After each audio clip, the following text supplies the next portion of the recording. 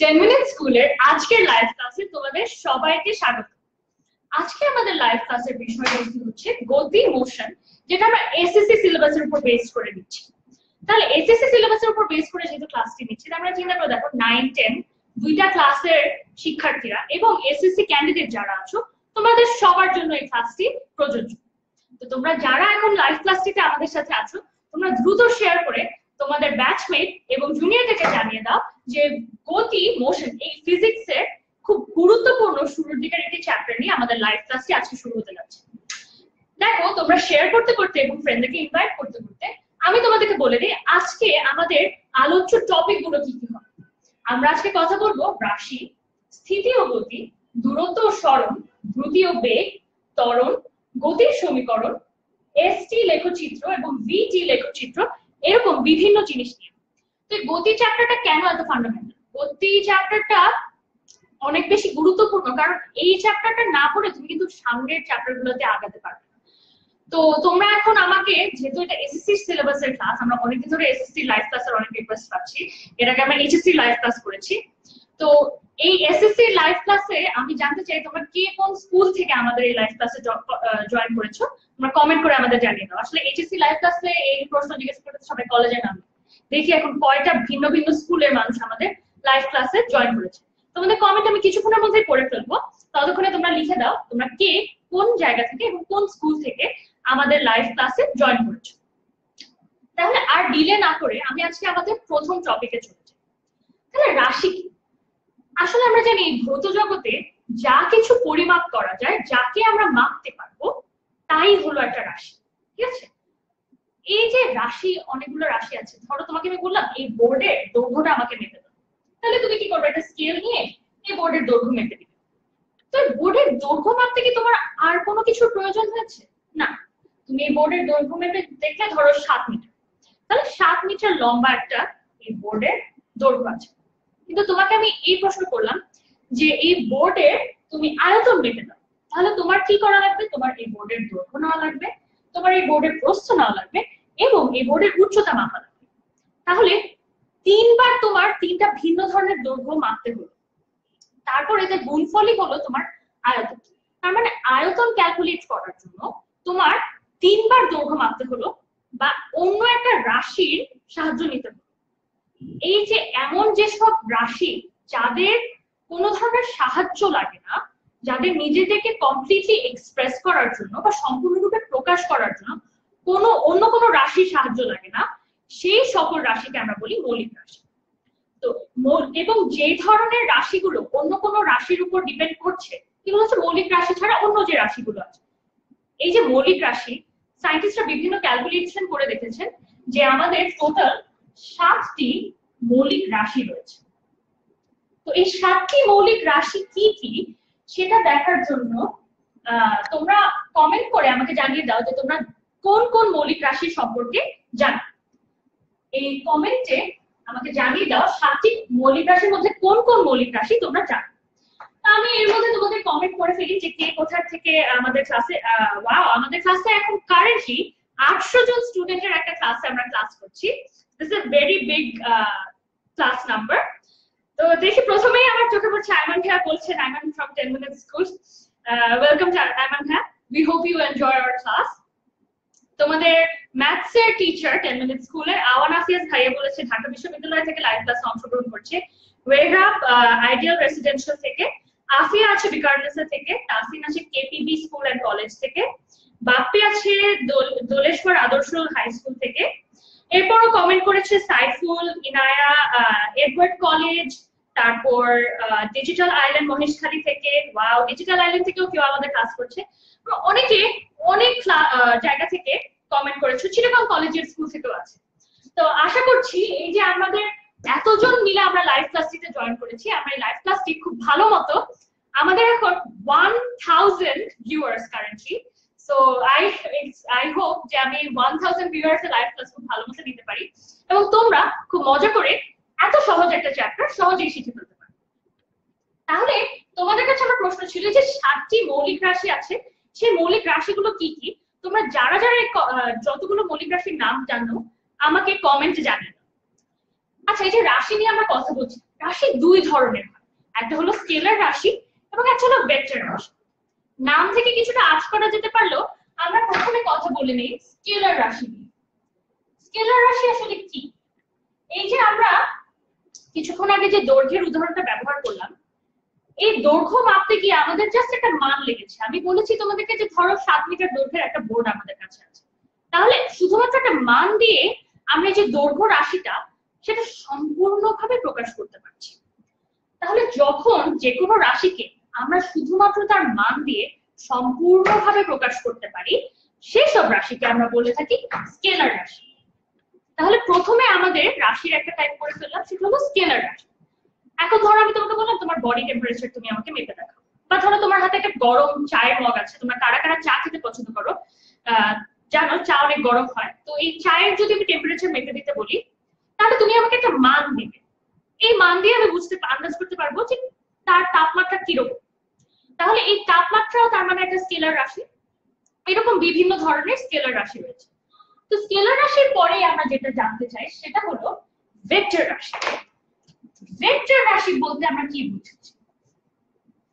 ধরে নাও আমরা এই স্টুডিওতে বসে কানামাছি ভোগ খেলছি, তাহলে আমার চোখ বাঁধা রয়েছে এবং আমাদের স্টুডিও ম্যানেজার ফাতিন ভাইয়া কেউ আমাকে বললো যে ফাতিন ভাইয়া 10 মিটার দূরত্বে দাঁড়িয়ে আছে। তাহলে আমি তো কিছু দেখতে পাচ্ছি না। 10 মিটার দূরত্বে দাঁড়িয়ে থাকলে আমি কি এক্স্যাক্টলি তার কাছে যেতে পারবো না? আমি কিভাবে সেটা পারবো? যদি আমাকে কেউ তার দিকটা বলে দেয়, যদি বলে যে রাইসা তোমার থেকে 30 ডিগ্রি অ্যাঙ্গেল করে 10 মিটার দূরত্বে ফাতিন দাঁড়িয়ে আছে, তাহলে এইভাবে আমি ফাতিন ভাইয়ার সরণটা জানতে পারবো বা ডিসপ্লেসমেন্টটা জানতে পারবো। তাহলে আমি সহজে গিয়ে তাকে ধরে ফেলতে পারবো। এই হলো ভেক্টর রাশির বৈশিষ্ট্য। যেসব রাশিকে সম্পূর্ণরূপে প্রকাশ করার জন্য এদের মান এবং দিক উভয়েরই দরকার হয়, সেসব রাশিকে আমরা ভেক্টর রাশি বলে চিহ্নিত করে থাকি। এরকম সরণ ছাড়াও আরো ভিন্ন ভিন্ন ভেক্টর রাশি রয়েছে, যেগুলোর উদাহরণ তোমরা আমাকে কমেন্টে জানিয়ে দিতে পারো। এর মধ্যে আমি কমেন্ট করে দেখতে চাই তোমরা কারা কারা আমার সেই মৌলিক রাশি প্রশ্নের উত্তরটি দিতে পারছো। মোহাম্মদ রাফি হক বলেছে দৈর্ঘ্য, ভর, সময়, তাপমাত্রা, দীপন তীব্রতা, তড়িৎ তীব্রতা, পদার্থের পরিমাণ। থ্যাংক ইউ মোহাম্মদ রাফি, তুমি সঠিক উত্তরটি দিতে পেরেছো।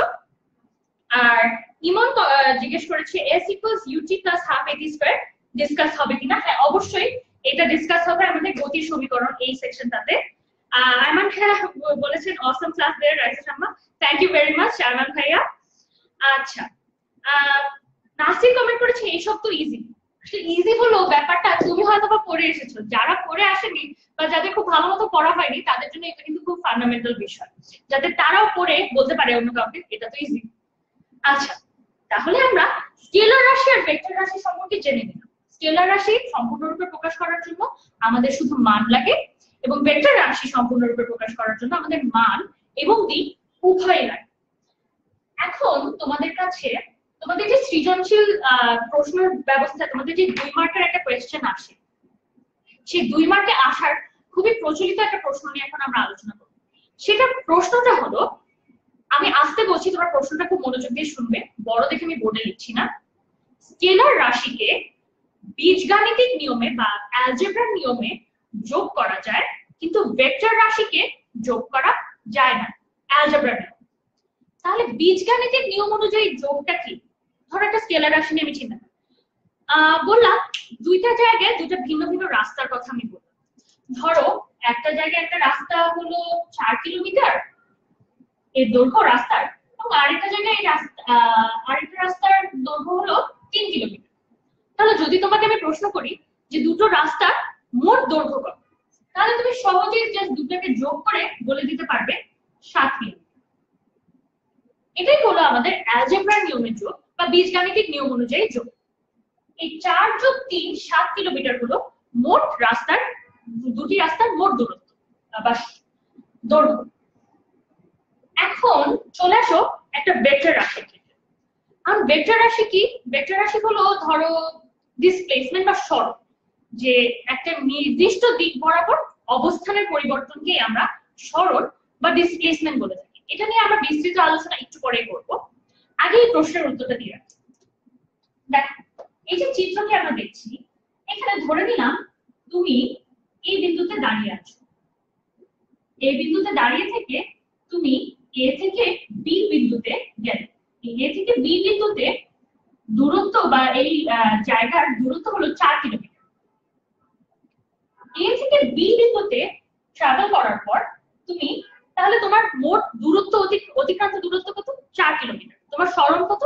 4 কিলোমিটার। এ থেকে বি দিক পর্যন্ত তোমার সরণ হলো 4 কিলোমিটার। এরপরে তুমি 4 কিলোমিটার আরো দূরত্ব অতিক্রম করবে বি বিন্দু থেকে। এই বি বিন্দু থেকে ধরে নিলাম সি বিন্দুর দিকে এই নির্দিষ্ট দিক বরাবর তুমি 4 কিলোমিটার দূরত্ব অতিক্রম করবে। তাহলে তোমার সরণ কত? তোমার সরণ হলো এসি বরাবর। তাহলে প্রথম ক্ষেত্রে তোমার সরণ হলো এসি বরাবর। এসি বরাবর তোমার সরণ হবে যখন তুমি এ থেকে বি বিন্দু 4 কিলোমিটার যাবে এবং বি থেকে সি বিন্দুতে 4 কিলোমিটার যাবে। তাহলে দেখে মনে হয় যদি আমি তোমাকে জিজ্ঞেস করি মোট সরণ কত, তুমি দেখে বলতে পারবে 4 যোগ 4 8 কিলোমিটার। কিন্তু এটা কি ঠিক? একটু চিন্তা করো, বি থেকে ডি এর দিকেও আমি 4 কিলোমিটার ট্রাভেল করি, ধরে নিলাম সি এর দিকে না, এই ডি এর দিকে, অর্থাৎ আমার দিকটা পরিবর্তন হয়েছে কিন্তু অতিক্রান্ত দূরত্বের মানটা কিন্তু ঠিকই আছে। সেই 4 কিলোমিটার আগের মতোই আমি দূরত্ব অতিক্রম করি, কিন্তু এখন দেখো এখন সরণটা বদলে এ ডি বরাবর হয়ে গেছে। তুমি কি চিত্রটা দেখে বুঝতে পারছো না যে এসি এডির চেয়ে অনেক বেশি বড়? তাহলে পরের ক্ষেত্রে তোমার সরণ হয়ে যাচ্ছে এডি, এবং এই এসি এবং এডি কিন্তু সমান নয়, এসি আর এডি সমান নয়। অর্থাৎ সরণকে তুমি এরকম 4 যোগ 4 8 কিলোমিটার বলতে পারবে না, এটা বললে ভুল হবে।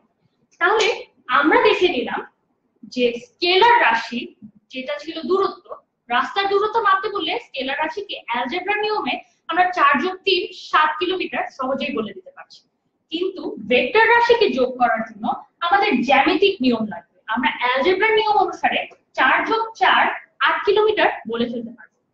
আশা করি এই চিত্রটি দেখে এবং এই এক্সাম্পলটি দেখে তোমাদের সহজেই এই প্রশ্নের উত্তরটি তোমরা এখন বুঝিয়ে লিখতে পারবে। এই ছিল আমাদের প্রথম প্রশ্ন। তাহলে এরপরে আমরা চলে যাব আমাদের নেক্সট টপিকে, সেটা হলো স্থিতি এবং গতি। দেখো এই ক্লাসে কিন্তু ক্লাসের শেষেও আমরা অনেকগুলো ইম্পর্টেন্ট গ্রাফ নিয়ে খুব বেসিক আলোচনা করব। তো 9 10 বা এসএসসি ক্যান্ডিডেট তোমাদের যাদের এখনো ভালো মতো পড়া হয়নি বা যারা পড়েছো কিন্তু আরেকটু রিভিশনের দরকার আছে, তারা এই 1 ঘন্টার ক্লাসটি দেখলে তোমাদের 4 ঘন্টার পড়ার চাপটা কিন্তু কমে যাবে। তাহলে তোমরা যারা এখনো শেয়ার করোনি তারা দ্রুত শেয়ার করে তোমাদের সব ফ্রেন্ডকে জানিয়ে দাও, যাতে এই বেসিক চ্যাপ্টারটা নিয়ে তোমাদের মাথায় আইডিয়াটা খুব ক্লিয়ার থাকে। আচ্ছা, এখন আমাদের পরের আলোচনার বিষয় হলো স্থিতি এবং গতি বা রেস্ট এন্ড মোশন। আচ্ছা চিন্তা করো রেস্ট কি? রেস্ট বা স্থিতি হলো যখন আমি পারিপার্শ্বিকের তুলনায়, এটাতে সবসময় একটা প্রসঙ্গ কাঠামো আসবে বা একটা রেফারেন্স আসবে। যখন আমি পারিপার্শ্বিকের তুলনায় আমার অবস্থানের পরিবর্তন হচ্ছে না, তার মানে হলো আমি স্থিতিশীল আছি। এই স্টুডিওতে এই পয়েন্টে আমি যদি সারা রাত দাঁড়িয়ে থাকি তাহলে আমি সারা রাত ধরে এই পয়েন্টটাতেই স্থিতিশীল স্টুডিওর তুলনায়। আর গতি কি? তাহলে গতি ঠিক তার অপোজিটটা। যদি যে কোনো একটা রেফারেন্স পয়েন্ট বা এই যে প্রসঙ্গ কাঠামোর মধ্যে তোমার অবস্থানের পরিবর্তন ঘটে, তাহলে বলতে পারি আমরা যে তুমি গতিশীল আছো বা তোমার মোশন হচ্ছে। চিন্তা করো এটাকে এত কঠিন শব্দ দিয়ে না দেখি, আমি ধরো এই ডাস্টার আর এই পেনটা দিয়ে বুঝি। এই ডাস্টারটা আমি এক হাত দিয়ে মানে একদম স্থিতিশীল অবস্থায় ধরে রেখেছি এবং পেনটাকে আমি এভাবে এভাবে ঘোরাচ্ছি। তাহলে এই ডাস্টারের তুলনায় এই কলমটি কিন্তু গতিশীল আছে। কিন্তু এখন যদি আমি দুটাকে এইভাবে ধরে রাখি তাহলে ডাস্টারের তুলনায় কলমটিও স্থিতিশীল আছে এবং কলমটির তুলনায় ডাস্টারটিও স্থিতিশীল আছে।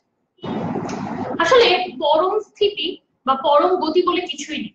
আমি যদি এখানে সারা জীবন এই ডাস্টারটাকে আমি যদি একটা টেবিলের উপর রেখে দিই বা আমার হাতের উপর রেখে দিই, এই সারা জীবন এটা এখানেই থাকবে। যদি অন্য কোনো ফোর্স একে চেঞ্জ না করে তাহলে সে এখানেই থাকবে। কিন্তু সে কি আসলে স্থিতিশীল আছে? আমাদের এই পুরো পৃথিবীটাই তো সূর্যের চারপাশে ঘুরপাক খাচ্ছে এবং আমাদের যে বৃহত্তর সোলার সিস্টেম আছে সেই সোলার সিস্টেমটা ঘুরপাক খাচ্ছে। তাহলে কিন্তু সবকিছুই গতিশীল আছে, আমরা পৃথিবীর মধ্যে থেকে পৃথিবীর মধ্যে গতিশীল আছে। তাহলে পরম স্থিতি বা পরম গতি বলে কিছুই নেই। এই ব্যাপারটা, এইটা নিয়েও একটা মাঝে মাঝে খুবই কমন একটা কোয়েশ্চেন আসে যে পরম স্থিতি বা অ্যাবসলিউট মোশন, অ্যাবসলিউট রেস্ট এবং পরম গতি বা অ্যাবসলিউট মোশন, এই দুটো কি আসলেই আছে কিনা? উত্তর হলো না, এই দুটো পরম স্থিতি বা পরম গতি বলে কিছুই নেই। সবকিছুই রিলেটিভ বা একটা প্রসঙ্গ কাঠামোর তুলনায় বিবেচনা করে আমরা বলতে পারবো গতিশীল নাকি স্থিতিশীল। এর পরের টপিকে আমরা চলে যাই, সেটা হলো দূরত্ব এবং সরণ। এই টপিকটা খুবই ইম্পর্টেন্ট। ধরে নিলাম দূরত্ব ও সরণ, এই দূরত্ব ও সরণের মধ্যে প্রধান পার্থক্যটা কি?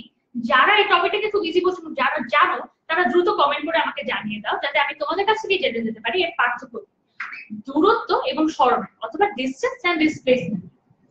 ডিসটেন্স এন্ড ডিসপ্লেসমেন্ট বোঝানোর জন্য আমি প্রথমে একটা চিত্র এঁকে নিই। এ বি সি এই তিনটা, ধরে নিলাম এ হলো তোমার বাসা, বি হলো একটা ফাস্ট ফুডের রেস্টুরেন্ট এবং সি হলো একটা আইসক্রিম পার্লার। তাহলে আইসক্রিম কি? আইসক্রিম তো মিষ্টি জিনিস, এটা হলো ডেজার্টের মতো। আমরা সাধারণত কোনো খাবার খাওয়ার পরে এরকম মিষ্টি জিনিস বা ডেজার্ট খেয়ে। তাহলে চিন্তা করো প্রথমে যে তুমি এই ফাস্ট ফুডের দোকানে যাবে, এ থেকে তোমার বাসা থেকে তুমি ফাস্ট ফুডের দোকানে যাবে, তারপর তুমি এই আইসক্রিম পার্লারে যাবে। তো তুমি প্রথমে রাস্তাঘাট খুব ভালো মতো চিনো না, তো তুমি এই দিক দিয়ে বাঁকা বাঁকা পথ দিয়ে এভাবে গেলে বি পর্যন্ত, এরপর বি বিন্দু থেকে তুমি বাঁকা বাঁকা পথে এভাবে গেলে এই আইসক্রিম পার্লার। ধরে নিলাম এই যে এ আর বি এর মধ্যে এই যে রাস্তাটা আমি দেখিয়েছি আঁকা বাঁকা, এই রাস্তার মোট দূরত্ব হলো 150 মিটার ধরে নিলাম। এবং ধরে নিলাম এই বি থেকে সি তে আইসক্রিম পার্লারের এই দূরত্ব হলো 200 মিটার। তাহলে এই যে রাস্তাটা, এই রাস্তাটার দৈর্ঘ্য হলো 150 মিটার এবং 200 মিটার হলো বি থেকে সি বিন্দুতে এই রাস্তাটার দৈর্ঘ্য। এই দুটাই হলো এই আঁকাবাঁকা পথ যে গিয়েছে, এই আঁকাবাঁকা রাস্তার দৈর্ঘ্য।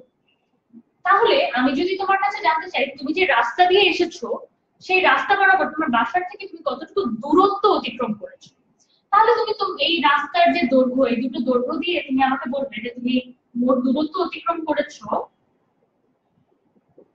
150 যোগ 200 মিটার। তাহলে তুমি আমাকে তখন বলবে যে তুমি 150 যোগ 200 350 মিটার মোট দূরত্ব অতিক্রম করেছো। তাহলে প্রথম প্রশ্নের আমরা উত্তর পেয়ে গেলাম যে তুমি তোমার বাসা থেকে আইসক্রিম পার্লার পর্যন্ত টোটাল বা মোট দূরত্ব অতিক্রম করেছো 350 মিটার। এখন আমি তোমার কাছে জানতে চাইলাম, দেখো এই যে এ থেকে বি এবং বি থেকে সি, এখানে যদি একটা সরলরৈখিক একটা রাস্তা থাকতো এই দিক বরাবর, সরল রেখাটা এ থেকে বি এবং বি থেকে সি বিন্দু পর্যন্ত যায়, এমন একটা সরলরৈখিক রাস্তা থাকতো। ধরে না তুমি এই রাস্তা বরাবর যাচ্ছ, এই রাস্তার হলো দৈর্ঘ্য হলো ধরে নিলাম 100 মিটার এবং এটার দৈর্ঘ্য হলো 100 মিটার। তাহলে এই রাস্তাটা ধরে নিলাম আছে, যদি এই রাস্তা থাকতো তাহলে তুমি সোজা রাস্তা বরাবর চলে যেতে পারতে, তখন তোমার দূরত্ব হতো কত? 200 মিটার এবং এ থেকে সি বিন্দু পর্যন্ত তোমার সরণ হতো 200 মিটার। ধরে নিলাম রাস্তাটা নেই, তো তোমাকে আমি সি বিন্দুতে পৌঁছানোর পর তোমাকে আমি জিজ্ঞেস করলাম তোমার মোট সরণ কত। তোমার মোট সরণ হবে এ থেকে সি বিন্দুর দিকে মোট অতিক্রান্ত দূরত্ব। এ থেকে সি বিন্দুর দিকে মোট অতিক্রান্ত দূরত্ব হলো এই নির্দিষ্ট দিক বরাবর অতিক্রান্ত দূরত্বই হলো তোমার সরণ, যেটা হলো 100 যোগ 100 অর্থাৎ 200 মিটার। তাহলে এই আমরা পেয়ে গেলাম সরণ বা ডিসপ্লেসমেন্টের কথা। ডিসপ্লেসমেন্ট হলো কোন একটা নির্দিষ্ট দিক বরাবর তোমার অবস্থানের পরিবর্তন। তোমার এই যে এ বিন্দুতে অবস্থান ছিল এবং সি বিন্দুতে অবস্থান যা ছিল, সি বিন্দুতে পৌঁছানোর পর তোমার এ থেকে অবস্থানের পরিবর্তন হয়েছে 200 মিটার, যেটা এসি বরাবর হয়েছে। তুমি যদি এসি বরাবরটা না বলো বা দিকটা না বলো সাথে, তাহলে কিন্তু সরণটা ঠিকমতো বোঝা যাবে। তাহলে এই গেল আমাদের দূরত্ব ও সরণ। দূরত্ব ও সরণ হলো দূরত্ব সরণ দুটোরই একক এবং রাশি দুটোই সেম। দূরত্ব সরণের একক হলো মিটার এবং এর রাশি বা ডাইমেনশন হলো রাশি না, এর মাত্রা বা ডাইমেনশন হলো এল। এখন এখানে একটা ফান্ডামেন্টাল ব্যাপার আছে। আমরা যখন মাত্রার কথা জিজ্ঞেস করি, ধরে নিলাম তোমাকে প্রশ্ন করেছে যে দূরত্ব বা সরণের মাত্রা কত, মাত্রা তখন তুমি বলতে পারবে এল। কিন্তু তোমাকে যদি বলা হয় দূরত্ব বা সরণের মাত্রার সমীকরণ কি, তাহলে কিন্তু তোমার এমন করে থার্ড ব্র্যাকেট দিয়ে লিখতে হবে। তুমি যদি থার্ড ব্র্যাকেট দিয়ে এভাবে সমীকরণটি না লিখো, তাহলে কিন্তু তোমার ভুলটা তোমার টিচার তোমার মার্কস কেটে দিতে পারে। এখানে এস দিয়ে আমরা সরণ বোঝাচ্ছি এবং এল দিয়ে বোঝাচ্ছি সরণের মাত্রা। এই দুটোর আগে পরে এরকম করে থার্ড ব্র্যাকেট দিতে হবে। এটা হলো ফার্স্ট ব্র্যাকেট, এরকম বাঁকানো, কিছুটা কার্লিটা হলো সেকেন্ড ব্র্যাকেট, এবং এরকম বাঁকানো, উপরে বাঁকানো নিচে বাঁকানো, এটা হলো থার্ড ব্র্যাকেট। তাহলে এই থার্ড ব্র্যাকেট ব্যবহার করে তোমরা মাত্রার সমীকরণ লিখবে। আচ্ছা, এই গেল আমাদের আজকের থার্ড টপিক শেষ হলো। এর মধ্যে কমেন্ট করেছে, হ্যাঁ, মঞ্জুরুল হোসেন লাম কমেন্ট করেছে কোন বস্তুর অবস্থানের পরিবর্তনকে সে সরণের সংজ্ঞাটি আমাদেরকে দিয়েছে। রাতুল খেয়া লিখেছে amazing lecture there Raisa, thank you very much Ratul ভাইয়া। রাতুল ভাই কিন্তু আমার 2 বছরেরও বেশি আসলে শিক্ষক ছিলেন। আই হোপ ভাইয়ার মতো অ্যাটলিস্ট কাছাকাছি ভালো আমি পড়াতে পারি। আহমেদ আরমিন বলেছি ইংলিশে বললে ভালো হয়। আচ্ছা আপু, আমি তাহলে ইংলিশের টার্মগুলো আরো সাথে সাথে ইউজ করতে চেষ্টা করব। এখন আমরা চলে যাব আমাদের এর পরের টপিকে, যেটা হলো দ্রুতি ও বেগ। এখন দ্রুতি বা বেগ দিয়ে আমরা কি বোঝাচ্ছি? যে কোনো নির্দিষ্ট দিকে অবস্থানের পরিবর্তনের হারকে আমরা বেগ বলি। এবং নির্দিষ্ট দিকটি যদি তুমি না বলো, ধরো অবস্থানের পরিবর্তনের হারকে আমরা দ্রুতি বলি। দ্রুতি হচ্ছে স্পিড এবং বেগ হচ্ছে ভেলোসিটি। এই দ্রুতি ও বেগের মধ্যে মেইন পার্থক্য দূরত্ব ও সরণের মতোই, সেটা হলো দ্রুতি নিয়ে যখন তুমি কথা বলবে, তখন তার দিক নিয়ে কোনো চিন্তা তোমার করতে হবে। ধরে নিলাম কেউ একজন আমাকে বললো যে আয়মান ভাইয়া 10 মিটার অতিক্রম করেছেন 2 সেকেন্ডে, তাহলে আয়মান ভাইয়ার স্পিড কত হবে? স্পিড বা দ্রুতি হবে, স্পিড বা দ্রুতিকে সাধারণত আমরা ভি দিয়ে চিহ্নিত করে থাকি। স্পিড বা দ্রুতি হবে এই যে দূরত্ব অতিক্রম করেছেন এস ভাগ সময়, যাকে আমরা টি দিয়ে চিহ্নিত করে থাকি। তাহলে ওনার দ্রুতি বা স্পিড হবে 10/2 অথবা 5 মিটার পার সেকেন্ড। দেখো এই যে দূরত্বের একক কিন্তু মিটার এবং সময়ের একক হলো সেকেন্ড। তাহলে ভাইয়ার দ্রুতি বলতে গেলে আমি বলতে পারবো 5 মিটার পার সেকেন্ড। এখন যদি একই কথা আমাকে বলে যে ভাইয়া পূর্ব দিকে 10 মিটার 2 সেকেন্ডে গিয়েছেন, তাহলে আমি বলতে পারবো তার স্পিড না, তখন আমি বলতে পারবো তার ভেলোসিটি হলো পূর্ব দিকে 5 মিটার পার সেকেন্ড। একটা মজার জিনিস লক্ষ্য করেছো, এই ভেলোসিটি বা বেগের মানটি হলো কিন্তু তার দ্রুতি। তাহলে আমরা সংজ্ঞা বরাবর বেসিকটা বুঝতে পারলাম যে দ্রুতি ও বেগ কাকে বলে। এখন এই দ্রুতি ও বেগের দুটা ভিন্ন ভিন্ন টাইপ আছে, সেটা হলো সুষম বেগ এবং অসম বেগ।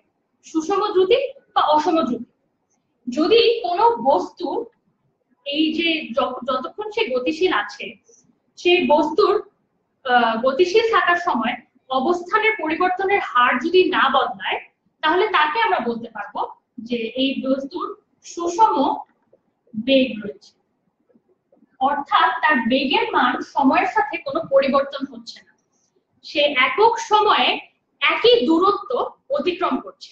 তখন আমরা বলতে পারবো এই বস্তুটি সুষম বেগে চলছে। এমনটা যদি না হয়, যদি দেখা যায় যে একক সময়ে বস্তু বিভিন্ন দূরত্ব অতিক্রম করছে, তখন আমরা বলতে পারবো যে সেই বস্তু অসম বেগ রয়েছে। তাহলে এই সুষম বেগ এবং অসম বেগ নিয়ে আমরা জেনে নিলাম। এই পর্যায়ে এসে আমি তোমাদের একটু বলতে চাই যে গতি নিয়ে যতগুলো গতি রিলেটেড যতগুলো রাশি রয়েছে, সেগুলো কমনলি আমরা কিভাবে চিহ্নিত করতে পারি। গতি নিয়ে যা যা রাশি রয়েছে সেগুলো হলো, প্রথমে ডিসপ্লেসমেন্ট বা সরণকে আমরা এস দিয়ে চিহ্নিত করে থাকি। এটা তোমাদের বই খুললেই তোমরা পেয়ে যাবে, তাই তাও একটু দ্রুত বলে যাচ্ছি। সময়কে আমরা চিহ্নিত করে থাকি টি দিয়ে। তারপরে দ্রুতি অথবা বেগকে আমরা চিহ্নিত করে থাকি ভি এবং ইউ, এই দুটো দিয়ে। কেন দুটো দিয়ে? এই ইউ দিয়ে আমরা চিহ্নিত করে থাকি আদি বেগ এবং ভি দিয়ে আমরা চিহ্নিত করে থাকি শেষ বেগ।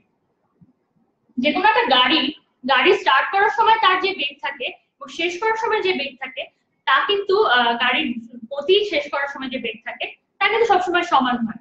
তাই আদি বেগ এবং শেষ বেগ চিহ্নিত করার জন্য আমরা দুটো ভিন্ন ভিন্ন লেটার ব্যবহার করি। সবসময় মনে রাখবে ইউ দিয়ে আমরা আদি বেগ বুঝাই এবং ভি দিয়ে আমরা শেষ বেগ বুঝিয়ে থাকি। তারপরে ত্বরণকে আমরা বুঝিয়ে থাকি এ দিয়ে। এই কয়েকটা যদি চিহ্ন তোমরা মাথায় রাখো তাহলে এই বড় বড় শব্দগুলো ব্যবহার না করে আমরা এই লেটার গুলো ব্যবহার করে খুব তাড়াতাড়ি আমাদের যা যা শেখার আছে তা শিখে নিতে পারি। তাহলে লাস্টে আমরা কথা বলেছিলাম সুষম ও অসম বেগ নিয়ে। সুষম বেগ হলো যখন একক সময় বা একটা নির্দিষ্ট সময় জুড়ে বেগের কোনো ধরনের পরিবর্তন হয় না, সেই ধরনের বেগকে আমরা সুষম বেগ বলছি। এবং নির্দিষ্ট সময় জুড়ে যদি কোনো বেগের, একটা গতিশীল বস্তুর বেগের পরিবর্তন ঘটে তখন আমরা বলে থাকি সেই বস্তুর অসম গতি রয়েছে, অসম বেগ রয়েছে। এরপর চলে আসি আমরা গড় দ্রুতি বা অ্যাভারেজ স্পিড নিয়ে। গড় দ্রুতি কাকে বলে? কোন বস্তু যদি সুষম গতিতে না চলে বা সুষম বেগে না চলে, অর্থাৎ এর বেগ যতটুকু সময় জুড়ে সেই বস্তুটি গতিশীল রয়েছে প্রত্যেকটা মুহূর্তে তার বেগের মান সমান নয়, যদি এমনটা হয়ে থাকে তাহলে তার মোট অতিক্রান্ত, মানে ধরো একটা বস্তু এই লাইন বরাবর গতিশীল রয়েছে, এই জায়গায় তার বেগের মান হলো 5, এই জায়গায় তার বেগের মান হলো 6, এই জায়গায় তার বেগের মান হলো 1। এরকম যদি অসম বেগ থাকে কোন একটা বস্তুর, সেই বস্তুর ক্ষেত্রে তার গড় দ্রুতি বা গড় বেগ কে আমরা লিখতে পারবো মোট অতিক্রান্ত যে দূরত্ব s ভাগ মোট সময়। অর্থাৎ যতটুকু সময় জুড়ে সে গতিশীল রয়েছে সেই সময়ে সেই বস্তুর সরণকে তুমি যদি তার সময় দিয়ে ভাগ করে দাও তাহলে সেই বস্তুর গড় দ্রুতি বা বেগ তুমি পেয়ে যাবে। এই গড় দ্রুতিটি একটা নির্দিষ্ট দিকে কিন্তু গড় বেগ, অর্থাৎ তাই মান যখন বের করতে বলবে তখন নির্দিষ্ট দিক মেনশন না করে যদি তুমি লিখে ফেলো তাহলে তুমি গড় দ্রুতি বোঝাচ্ছ, এবং নির্দিষ্ট দিক বরাবর যদি বলে থাকো তাহলে গড় বেগ বোঝাচ্ছ। তাহলে গড় বেগ বা গড় দ্রুতিকে আমরা ভি বার সমান সমান এস ভাগ টি এটা দিয়ে চিহ্নিত করতে পারি। আচ্ছা, তাহলে এই পর্যায়ে আমরা গড় দ্রুতি বা বেগ পড়ে নিতে শিখে নিলাম এবং একটা খুবই গুরুত্বপূর্ণ সমীকরণও আমরা দেখে ফেললাম, সেটা হলো ভি বার সমান এস ভাগ টি। গড় দ্রুতি হলো মোট অতিক্রান্ত দূরত্বকে যদি সেই বস্তুর গতিশীল থাকার সময় দিয়ে আমরা ভাগ করি তাহলে আমরা গড় দ্রুতি পেয়ে যাব। আচ্ছা, এখন আচ্ছা আমি তোমাদের কমেন্ট পড়ছি। আমি কমেন্ট করতে গিয়ে দেখছি আমাদের ভিউ কিন্তু বেশ কমে গেছে, আমাদের 300 ভিউয়ার্স রয়ে গেছে। আমাদের যেখানে ক্লাসের শুরুর দিকে আমাদের 1000 ভিউয়ার্স ছিলেন। তো এখন আমরা ওল্ড কনসেপ্টগুলো রিভাইজ করছি। তো তোমরা যারা যারা এই ওল্ড কনসেপ্টগুলো রিভাইজ করতে চাও এবং সামনের গ্রাফগুলো বা গতির সমীকরণগুলো জানতে চাও তারা প্লিজ ক্লাসটি শেয়ার করে দাও যাতে আমাদের ভিউয়ার সংখ্যা আবার বেড়ে যায় এবং আমরা সবাই মিলে এই পুরোনো কনসেপ্টগুলো, আয়মান ভাইয়ের কথা অনুসারে আমরা পুরোনো কনসেপ্টগুলো রিভিউ করে নিতে পারি। তাহলে আমরা ছিলাম গড় দ্রুতি পড়ছিলাম। এরপরে আমাদের পড়ার বিষয় হলো তাৎক্ষণিক দ্রুতি বা instantaneous velocity or speed।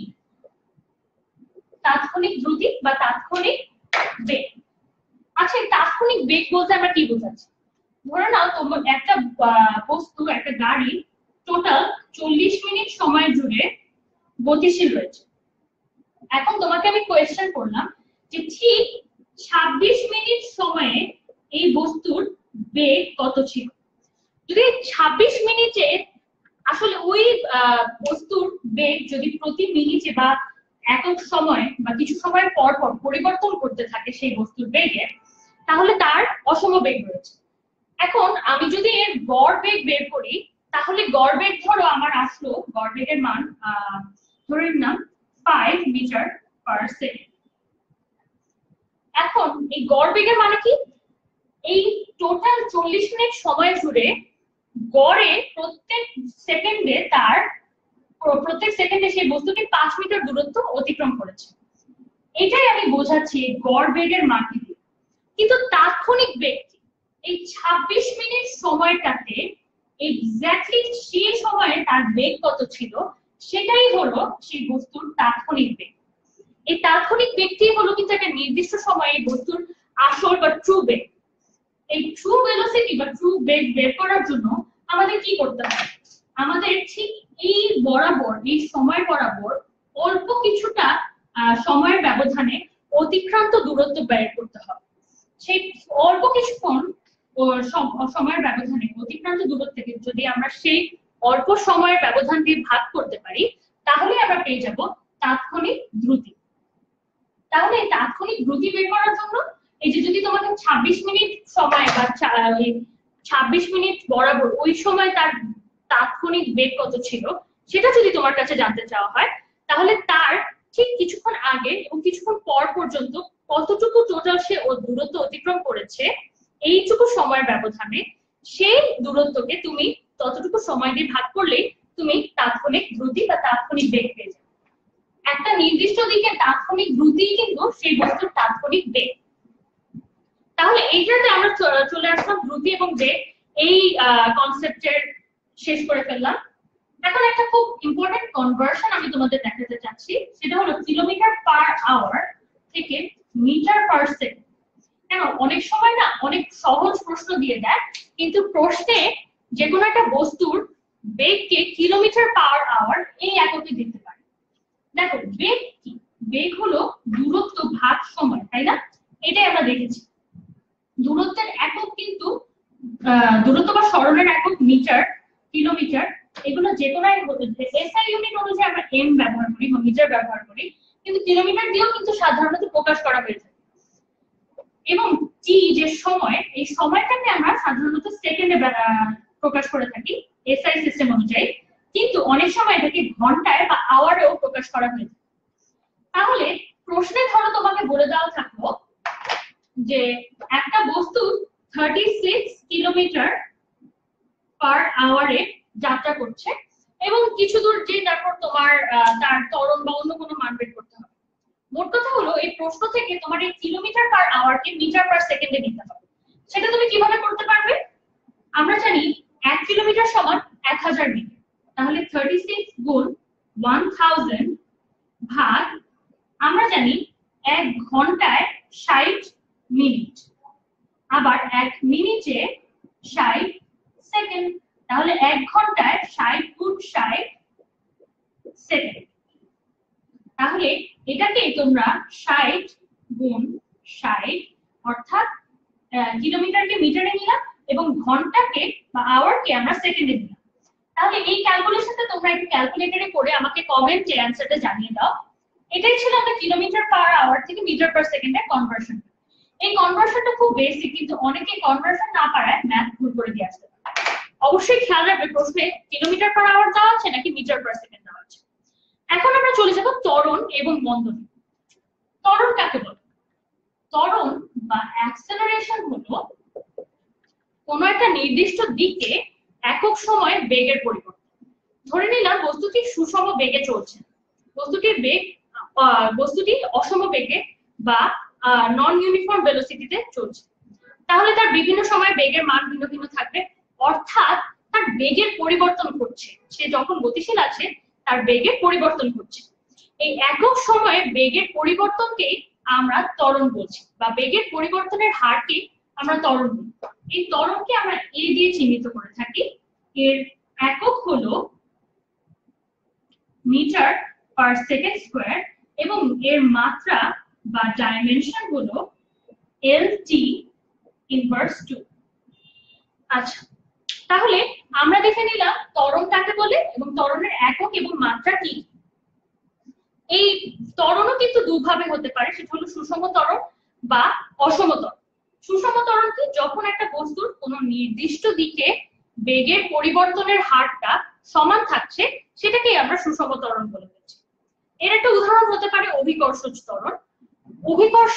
অভিকর্ষ বলের প্রভাবে যে কোনো একটা বস্তুকে, ধরে নিলাম এই সাইন পেনটাকে আমি যদি এখন আমার হাত থেকে ছেড়ে দিই তাহলে এটা মাটিতে পড়ে যাবে। মাটিতে পড়ার সময় প্রত্যেক সেকেন্ডে এই বস্তুর অভিকর্ষজ ত্বরণের মান হবে 9.8 মিটার পার সেকেন্ড স্কয়ার। অর্থাৎ প্রত্যেক সেকেন্ডে এর বেগ বাড়বে 9.8 মিটার পার সেকেন্ড। তাহলে হাত থেকে যখন আমি কলমটা ফেলে দিলাম তখন এই বস্তুর অভিকর্ষজ ত্বরণের মান ছিল 9.8 মিটার পার সেকেন্ড। অর্থাৎ প্রতি সেকেন্ডে এর 9.8 মিটার পার সেকেন্ড করে বেগের মান বৃদ্ধি পেয়েছে, নির্দিষ্ট দিক বরাবর বেগের মান বৃদ্ধি পেয়েছে। তাহলে এটাই ছিল আমাদের সুষম ত্বরণের উদাহরণ। এবং অসম ত্বরণ হয় যখন সময়ের সাথে সাথে বেগের মানও যখন সময়ের সাথে সাথে ত্বরণের মানও পরিবর্তন হয় অথবা ত্বরণের দিক পরিবর্তন হয়। তাহলে আমরা দেখে নিলাম সুষম ত্বরণ এবং অসম ত্বরণ কাকে বলে। সুষম ত্বরণ হলো যখন কোনো নির্দিষ্ট দিক বরাবর কোনো একটা বস্তুর ত্বরণ সঠিক থাকছে বা বেগের পরিবর্তনের হারটা সমান থাকছে। তাহলে এইভাবে আমরা আমাদের দূরত্ব, সরণ, দ্রুতীয় বেগ এবং ত্বরণ এই কয়েকটা টপিক শেষ করে ফেলেছি। এখন আমরা চলে যাব আমাদের বড় টপিকে বা একটু কঠিন টপিকে, যেটা হলো গতির সমীকরণ। গতি নিয়ে টোটাল 4টা সমীকরণ রয়েছে এবং বিশ্বাস করো এই সমীকরণগুলো তোমার এইচএসসি শেষ এবং যদি তোমরা সায়েন্স নিয়ে আরো ফার্দার পড়াশোনা করো, যতদিন করবে এই গতির সমীকরণ তোমার ততদিনই লাগবে, এতটাই বেসিক। তাহলে এই গতির সমীকরণের প্রতিটি আমরা প্রুফ করে করে দেখে যাব। তাই তোমরা যারা এখনো ক্লাসটি শেয়ার করোনি তারা শেয়ার করে তোমাদের বন্ধুদের জানিয়ে দাও যে গতির সমীকরণগুলো নিয়ে এখন আলোচনা হচ্ছে।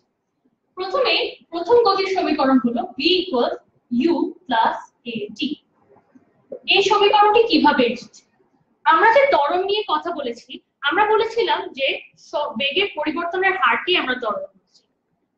চিন্তা করে দেখো, t সময়ে একটা বস্তুর ধরো একটা বস্তুর আদিবেগ ছিল u, কিছু দূর গতিশীল থাকার পরে বা কিছু দূরত্ব অতিক্রম করার পরে এর বেগ হয়ে গেল v। তাহলে এই t সময়ে তার বেগের পরিবর্তন ঘটেছে v - u, অর্থাৎ একক সময়ে এর বেগের পরিবর্তন ঘটেছে v - u/t। অর্থাৎ ত্বরণকে যদি আমরা a দিয়ে লিখি তাহলে আমরা লিখতে পারি a = v - u/t। এখন যদি তুমি t কে এদিকে নিয়ে আসো তাহলে কিছুটা ক্যালকুলেশন করে তুমি সহজেই পেয়ে যাবে v = u + at। এটা হচ্ছে আমাদের গতি সংক্রান্ত প্রথম সমীকরণ। এখানে v দিয়ে আমরা শেষ বেগ বোঝাচ্ছি, u দিয়ে আমরা আদি বেগ বোঝাচ্ছি, a দিয়ে বোঝাচ্ছি ত্বরণ এবং t দিয়ে বোঝাচ্ছি সময়। এখানে একটা কথা বলে রাখা ভালো, a দিয়ে আমরা ত্বরণ বোঝাই, ত্বরণ ছাড়াও ঋণাত্মক ত্বরণকে আমরা মন্দন বোঝাই। মন্দন কি? মন্দন হলো ঋণাত্মক ত্বরণ। ত্বরণ আবার ঋণাত্মক কিভাবে হতে পারে? সময়ের সাথে সাথে যদি বেগের বৃদ্ধি ঘটে তাহলে আমরা বলতে পারি যে বস্তুর ত্বরণ হচ্ছে। এবং যদি সময়ের সাথে সাথে কোনো একটা বস্তুর বেগের বৃদ্ধির হার নেগেটিভ দিকে যায়, অর্থাৎ সময়ের সাথে সাথে বস্তুর বেগ কমতে থাকে, তাহলে আমরা বলতে পারি সেই বস্তুর মন্দন ঘটছে।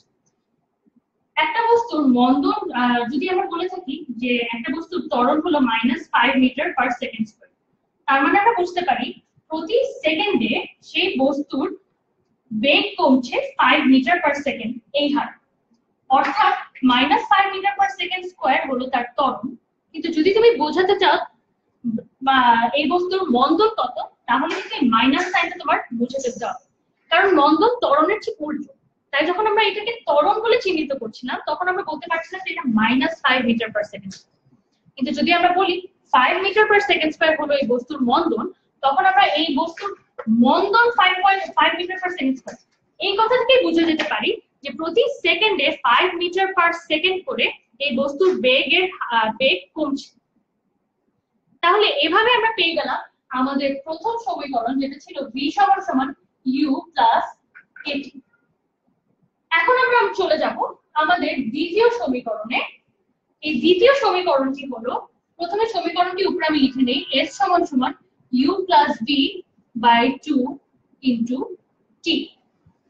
আচ্ছা, এই সমীকরণটি কিভাবে এসেছে, এই সমীকরণটি কিভাবে এসেছে সেটা জানার জন্য আমাদের গড় বেগের আইডিয়াটা একটু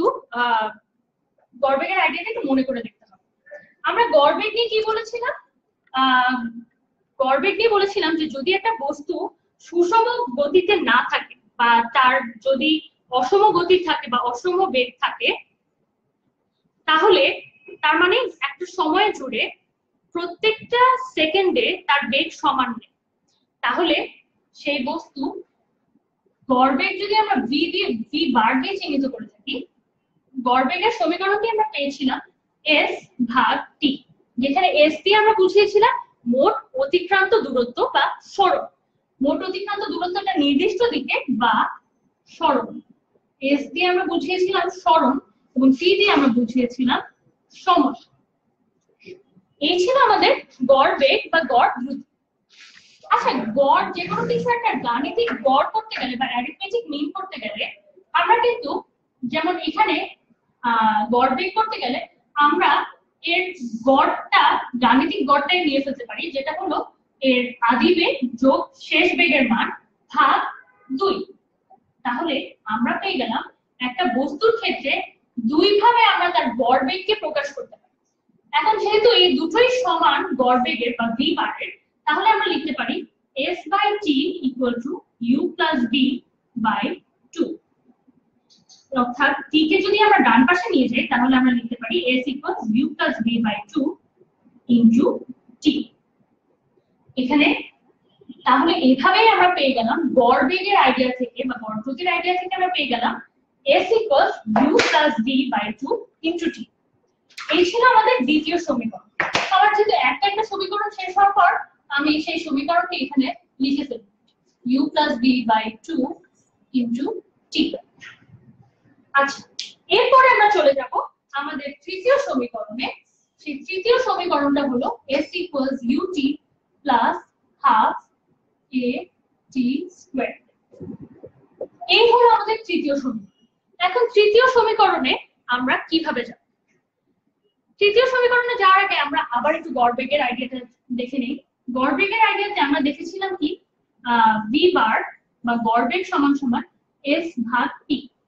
অর্থাৎ আমরা s কে লিখতে পারি v বার গুণ t, যেখানে v বার দিয়ে আমরা গড় বেগ বোঝাচ্ছি। তাহলে এই গড় বেগের এখান থেকে আমরা s ইকুয়ালস v বার t পাচ্ছি। আচ্ছা, একটু মনে করে দেখো তো, v সমান সমান আমরা কি পেয়েছিলাম? আবার v সমান সমান আমরা পেয়েছিলাম u প্লাস at। এই v সমান সমান u প্লাস at আমাদের প্রথম সমীকরণ। আর আমরা দেখেছি s ইকুয়ালস, এই যে দ্বিতীয় সমীকরণটাতে আমরা কি দেখেছি, u plus v by 2 into t।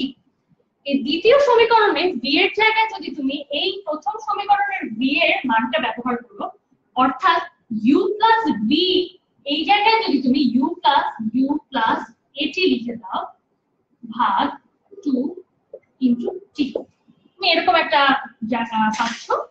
এখানে তুমি কিছু দূর ক্যালকুলেশন করলেই পাবে s ইকুয়াল টু, এই যে এরকম একটা কিছু আসবে 2u প্লাস 2u বাই 2, এখানে u প্লাস u করেছি আমরা, আর এদিকে যদি আমরা আলাদা করি a t স্কয়ার বাই 2, তাহলে আমরা পেয়ে যাব s equals ut plus half a t square.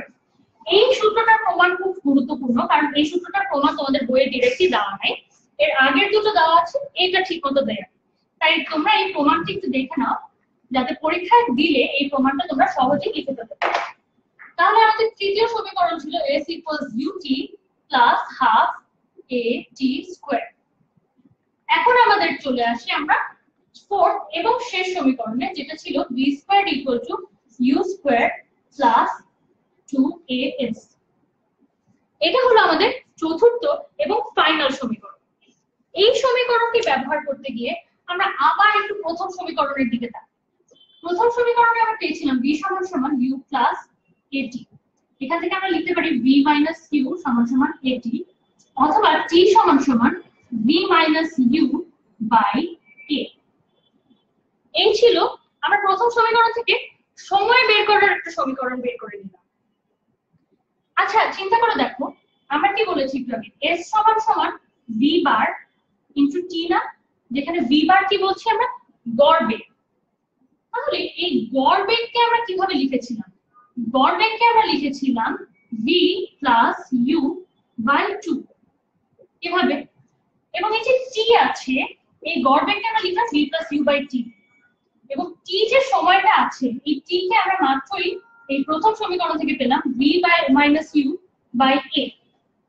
তাহলে এখানে আমরা একটা বীজগাণিতিক সমীকরণ বা একটা সূত্র ব্যবহার করতে পারি, যেটা হলো a plus b into a minus b সমান সমান a square minus b square. তোমরা অ্যালজেব্রায় এই সমীকরণটি ছোটবেলা থেকে ব্যবহার করে আসছো। তাহলে এখানে দেখো আমাদের আছে b plus u into b minus u, যেটাকে আমরা লিখে দিতে পারি b square minus u square, আর নিচে হলো 2a। তাহলে আমরা পেয়ে যাই b স্কয়ার সমান সমান u স্কয়ার প্লাস 2as। এই ছিল আমাদের চতুর্থ এবং ফাইনাল সমীকরণ। এই সমীকরণ চারটি তোমার অবশ্যই প্রমাণ সহ ভালো মতো মনে রাখতে হবে। যে কোনো ক্লাস যে কোনো পরীক্ষায় ফিজিক্সের তোমার অবশ্যই এই ম্যাথ ও মাঝে মাঝে এই সমীকরণগুলো লাগে, তাই কখনো এই সমীকরণগুলো বলা যাবে না। তাহলে আমরা পেয়ে গেলাম এই চারটি সমীকরণ। এখন তোমাদের কাছে আমি আরো একটা খুব মজার প্রশ্ন নিয়ে এসেছি, সেটা হলো মাত্রার সমীকরণ ব্যবহার করে দেখাও যে এর মধ্যে যে কোনো প্রত্যেকটাতেই তুমি ব্যবহার করতে পারবে, মাত্রার সমীকরণ ব্যবহার করে দেখাও যে এই সূত্রগুলো সঠিক। আচ্ছা মাত্রার সমীকরণ আমরা কিভাবে ব্যবহার করব? ধরো নাও মাত্রা, যদি আমি তোমাকে জিজ্ঞেস করি যে বেগের মাত্রার সমীকরণ কি তুমি লেখো, তাহলে বেগের মাত্রার সমীকরণ কি হবে, এরকম lt ইনভার্স 1, কারণ বেগের মাত্রা হলো lt ইনভার্স 1। চিন্তা করে দেখো যে কোনো একই ধরনের জিনিসকে তো তুমি যোগ করতে পারো, তাই না? ধরো তুমি কখনো কি হাতের সাথে টেবিল যোগ করতে পারবে না, কারণ দুটো ভিন্ন ভিন্ন জিনিস। তাহলে যে কোনো একটা সমীকরণকে সঠিক হতে হলে এই যে এক একটা রাশি রয়েছে এগুলোকে কিন্তু একই মাত্রা হতে হবে, অর্থাৎ প্রত্যেকটা যে b square equal u square plus 2as, এখানে প্রত্যেকটা রাশি যদি একই হয় তাহলেই তুমি এদেরকে যোগ করতে পারবে, তার মানে তাহলেই সেই সমীকরণটি সঠিক হবে। ধরে নিলাম আমরা এই তৃতীয়টা ব্যবহার করে একটা এক্সাম্পল দেখাবো, যাতে বাকিগুলো তোমরা নিজেরাই করতে পারো। এই প্রশ্নটা কিন্তু খুবই কম, যে মাত্রার সমীকরণ ব্যবহার করে দেখাও যে এই সূত্রটি, ধরো সূত্র দেওয়া থাকবে বা দেওয়া থাকবে, ধরো বলে দিবে যে গতির তৃতীয় সূত্রটি বা গতির তৃতীয় সমীকরণটি সঠিক, এটা প্রুফ করে দেখো মাত্রার সমীকরণ ব্যবহার। তাহলে দেখো এখানে যে s equal to ut plus half a t square, এখানে দেখো প্রথমে s এর মাত্রা কি, s এর মাত্রা হলো সিম্পলি l, যাকে দিয়ে আমরা লেন্থ বা দূরত্ব বোঝাই। s হলো সরণ, এই সরণের মাত্রা হলো l। এরপরে এই যে ut আছে, ut এর মাত্রা, এই ut এর মাত্রা হলো, আমি থার্ড ব্র্যাকেট ছাড়া একটু যাতে তোমরা সহজে বুঝতে পারো থার্ড ব্র্যাকেট ছাড়াই একটু লিখি, lt ইনভার্স 1 হলো u এর মাত্রা গুণ সময়ের মাত্রা যাকে দেওয়া হলো t। এই lt ইনভার্স 1 কে আমরা কি লিখতে পারি, ইনভার্স 1 মানে l ভাগ t না, তাহলে এখানে t কাটা রয়ে আমাদের মাত্রা রয়ে গেল l, তাহলে ut এর মাত্রাও l। এরপরে রয়েছে a t স্কয়ার, এই a t স্কয়ারে a হলো ত্বরণ, এই ত্বরণের মাত্রা আমরা আগেই দেখেছি lt ইনভার্স 2, এই lt ইনভার্স 2 গুণ সময়ের মাত্রার স্কয়ার যেটা হলো t স্কয়ার, এই lt ইনভার্স 2 গুণ t স্কয়ার মানে হলো l। এখানে আমরা আগের মতই লিখতে পারি l ভাগ t স্কয়ার গুণ t স্কয়ার, তাহলে t স্কয়ার কাটাকাটি রয়ে গেল l। তাহলে দেখো এই সমীকরণে প্রত্যেকটা রাশির যে s ut half a t square প্রত্যেকটারই কিন্তু মাত্রা সমান l l l। যদি তুমি প্রত্যেকটা মাত্রা এরকম সমান দেখাতে পারো তাহলে এইভাবেই সমান দেখে দেখাতে পারো যে এই সমীকরণটি আসলে সঠিক রয়েছে। তাহলে একটু কমেন্ট করে জেনে নিতে চাই তোমাদের এই পর্যায়ে আরো কোনো প্রশ্ন রয়েছে নাকি। এই পর্যায়ে কোয়েশ্চেন রয়েছে, হ্যাঁ থ্যাংক ইউ বলেছে সাইফুল শান্ত, থ্যাংক ইউ, আপনি অনেক ইজিলি বুঝলাম। Your welcome. আচ্ছা ঠিক আছে, তাহলে তোমাদের ফিজিক্সের এই চ্যাপ্টারটা নিয়ে আমি দেখছি না আপাতত কোনো প্রশ্ন আছে, তাহলে আমি আমার পড়ানো নিয়ে এগিয়ে যাই। এরপরে আমরা দেখে নিতে চাই এসটি লেখচিত্র বা এসটি গ্রাফ। এই এসটি গ্রাফটা কি? এসটি গ্রাফটা হলো দূরত্ব ভার্সেস সময় গ্রাফ। এই এসটি গ্রাফটা যখন এরকম করে কিছু একটা লেখা থাকে, ধরো এস ভার্সেস টি বা এসটি গ্রাফ, তার মানে এমন একটা গ্রাফ হবে যেখানে আমরা y অক্ষ বরাবর আমরা নিব s বা দূরত্ব বা সরণ, এবং t বরাবর আমরা নিব সময়। তাহলে s হলো আমাদের সরণ এবং t হলো সময়। তাহলে এই st গ্রাফটা আমরা দেখতে চাই। st গ্রাফ আমাদের কি বলছে? ধরে নিলাম গ্রাফটা অনেকটা, প্রথমে আমরা সুষম বেগের ক্ষেত্রে চিন্তা করি যে এই যে এরকম একটা স্ট্রেট লাইন আঁকলাম আমি, যেটা তোমার মূল বিন্দু দিয়ে যাচ্ছে, এটাতে কি বোঝাচ্ছে?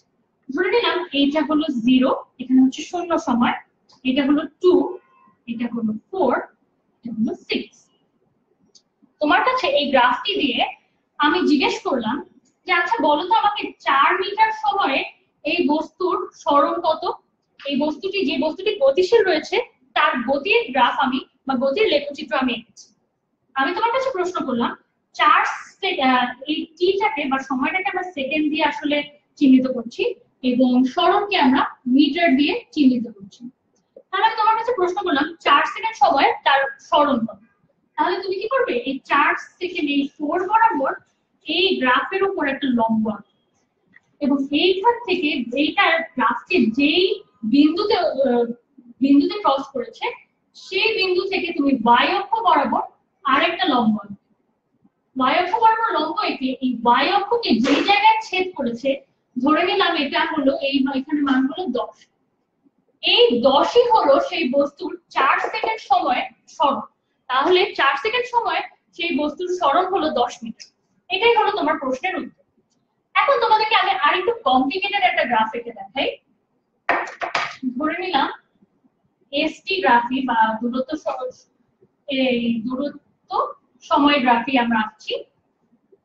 গ্রাফটা অনেকটা দেখতে এরকম। এটাও একটা বস্তুর গতিকে গতি কখন কোন সময়ে তার সরণ কতটুকু ছিল সেটা এই গ্রাফ দিয়ে আমরা বুঝতে পারবো। তাহলে চিন্তা করে দেখো, এই যে এই বিন্দুতে, প্রত্যেকটা বিন্দুতে আমরা একটা মান দিব। ধরো এই ও এ বি, ধরো এ হলো এই এক্স অক্ষ বরাবর এ এর মান হলো 4 এবং ওয়াই অক্ষ বরাবর এখানে মান হলো 12। তাহলে একটু চিন্তা করে দেখো, আমরা শুধু ও এ অংশটা নিয়ে এখন চিন্তা করি। ও এই বিন্দুতে, এটা হলো এই বিন্দুতে সময়ের মান ছিল t সমান 0 এবং সরণের মানও 0। তাহলে এই বিন্দুতে এই বস্তুর কোনো সরণ নেই, একদম আদি বিন্দু। তারপর এই বস্তুটা গতিশীল হওয়া শুরু করলো বা এই বস্তুটা কিছুটা গতিপ্রাপ্ত হলো। কিছুটা দূরত্ব অতিক্রম করে এই বিন্দুতে সে যখন পৌঁছেছে, তখন সে মোট 12 মিটার সরণ ঘটেছে তার 4 সেকেন্ড। আচ্ছা একটু চিন্তা করে দেখো, y অক্ষ বরাবর এই y অক্ষ বরাবর পরিবর্তনটা কত? 12। তাহলে y অক্ষ বরাবর পরিবর্তন হলে 12 আর x অক্ষ বরাবর পরিবর্তন কত? 4। আচ্ছা চিন্তা করে দেখো, এই 12 কি মিন করছে? 12 মিন করছে এই বস্তুর সরণ, আর 4 বোঝাচ্ছে তার সময়। এই টোটাল সরণ ভাগ সময় কি একটা বস্তুর বেগ নয়? তার মানে আমরা পেয়ে গেলাম এই সরণ ভাগ সময় আমরা এই গ্রাফ থেকে পেয়ে যাচ্ছি, যেটা হলো এই বস্তুর বেগ। আরেকটা জিনিস চিন্তা করে দেখো, ম্যাথসে তোমরা পড়ে এসেছো যে কোনো গ্রাফের ঢাল কাকে বলে বা স্লোপ কাকে বলে। যে কোনো বস্তুর স্লোপ হলো, এই যে কোনো একটা গ্রাফের স্লোপ হলো এই স্ট্রেট লাইনটি বরাবর বা সরল রেখাটি বরাবর অতিক্রান্ত লম্ব দূরত্ব ভাগ ভূমি। অর্থাৎ যদি তুমি এটাকে একটা ট্রায়াঙ্গেল হিসেবে চিন্তা করে থাকো, এই যে ও এ, ধরে নিলাম এই বিন্দুটাকে আমরা ডি দিয়ে চিহ্নিত করছি, এই ট্রায়াঙ্গেলের লম্ব ভাগ ভূমি কিন্তু এই স্ট্রেট লাইনটির স্লোপ বা ঢাল। তাহলে এই গ্রাফটি থেকে আমরা অনেক কয়েকটা ইম্পর্টেন্ট ইনফরমেশন পেয়ে যাব। এই বস্তুটা, এই গ্রাফটা থেকে আমরা পেয়ে গেলাম যে সরণ ভার্সেস সময় অর্থাৎ এসটি গ্রাফের ঢাল বা স্লোপ হবে এর বেগ, এই বস্তুর বেগ, এবং এই বস্তুর বেগ এই যে জিরো থেকে এ বিন্দুতে যাচ্ছে, তখন এই বস্তুর এই যে সরল রেখা বরাবর তার বেগকে আমরা সহজেই বের করে ফেলতে পারবো। তাহলে এই এস ভার্সেস টি গ্রাফ থেকে তুমি একটা বস্তুর যে কোনো নির্দিষ্ট সময়ে সরণ এবং যে কোনো নির্দিষ্ট সময় জুড়ে এই বস্তুর বেগ কত সেটা তুমি সহজেই বের করে ফেলতে পারবে। আচ্ছা, এখন ধরো আমরা চিন্তা করি যে এ বিন্দু থেকে বি বিন্দুতে এর বেগ কত ছিল। ধরে নিলাম বি বিন্দু বরাবর এই সময়ের মান হলো 6 সেকেন্ড, এবং এই বি বিন্দুতে চিন্তা করে দেখো এই বি বিন্দুতে সরণ এর পরিবর্তন কত হচ্ছে, -12। কেননা 12 থেকে এই সরণের মান হয়ে যাচ্ছে বি, কারণ প্রথমে 0 বিন্দু থেকে শুরু করে এটা আবার বি বিন্দুতে ফেরত আসছে এরপর। তাহলে তার মোট সরণ হচ্ছে বি, এবং এই সরণটা হচ্ছে 4 থেকে 6 এই সময়ের ব্যবধানে, অর্থাৎ 2 সেকেন্ড সময়ের ব্যবধানে। অর্থাৎ এই 12/2 এই এবি অংশের বেগ যদি আমরা পেতে চাই, তাহলে আমরা এইখানে লম্ব দূরত্ব যেটা ছিল 12 ভাগ সময়ের এক্স অক্ষ বরাবর যে দূরত্বটা বা ভূমি বরাবর যে দূরত্বটা সেটাকে দিয়ে ভাগ করে দিতে পারবো। 12/2 এটাই হলো তার বেগের মান, যেটা কিনা এই এবি লাইনটির ঢাল বা এবি সরল রেখাটির ঢাল। তাহলে এই ছিল আমাদের এসটি গ্রাফ। একইভাবে আমরা ভিটি গ্রাফ নিয়েও কথা বলতে পারি, যেখানে ভিটি গ্রাফ বলতে আমরা বেগ বনাম সময়ের গ্রাফ বা বেগ বনাম সময়ের লেখচিত্র নিয়ে আলোচনা করতে পারি। এই বেগ বনাম সময় লেখচিত্রটাকে সাধারণত আমরা এই একইভাবে চিহ্নিত করতে পারি। ধরে নিলাম এটাও সুষম বেগ হচ্ছে, এই গ্রাফের ক্ষেত্রেও বেগ বনাম সময় বা ভিটি লেখচিত্র গ্রাফের ক্ষেত্রে এর ঢাল হবে ত্বরণ, এই গতিশীল বস্তুটির ত্বরণ। এই যে এই ভিটি গ্রাফে এই বস্তুটির গ্রাফ থেকে আমরা ত্বরণটা কিভাবে পাচ্ছি সেটা আমরা এর পরে লাইভ ক্লাসে আলোচনা করব।